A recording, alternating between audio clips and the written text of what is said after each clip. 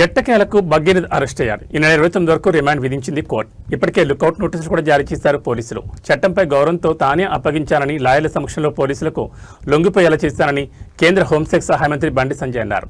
మధ్యంతర బెయిల్కు high court no చెప్పింది. మేడ్చల్ కోర్టులో బాధితురాలు స్టేట్మెంట్ రికార్డు చేశారు. పోలీస్ అకాడమీ సమీపంలో అదుపులోకి తీసుకున్నారు. పేట్ బషీరాబాద్ పోలీస్ స్టేషన్ తరలించారు. ఎట్టకేలకు బండి భగీరథ్ను పోలీసులు అరెస్ట్ చేశారు.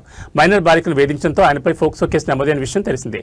ఈ నేపథ్యంలో ఆయన అరెస్ట్ చేయాలని ఓవైపు, సంజయ్ స్వచ్ఛందంగా అప్పగించాలని మరోవైపు డిమాండ్లు వెలువెత్తాయి.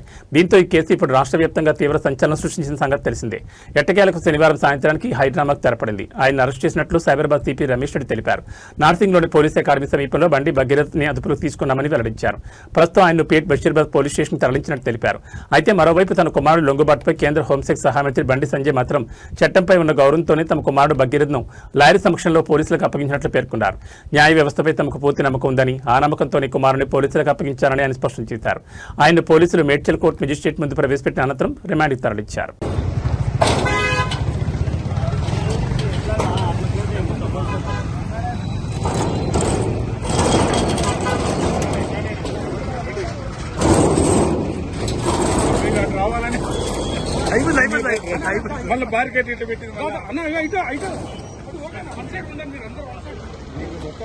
మీరు కష్టపడుతున్నారు కదా సార్, చాలా కష్టపడుతున్నారు సార్ మీరు.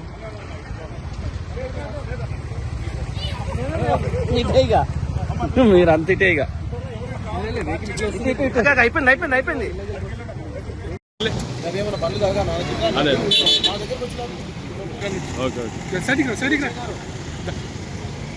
ఒక్కరోజు అందరు రారా? బండి సాయి భగీరథ్ని పోలీసు వాహనంలో తరలిస్తున్నారు.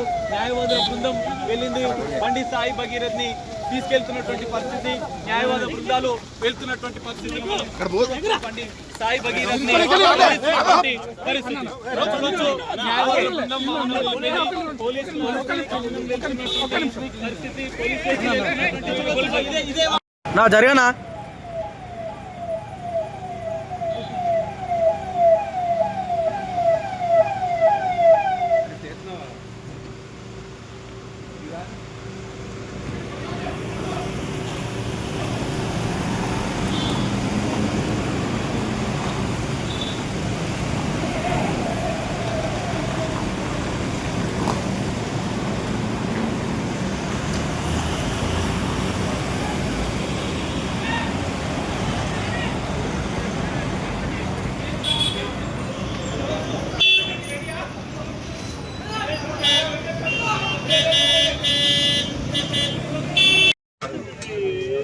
వాళ్ళే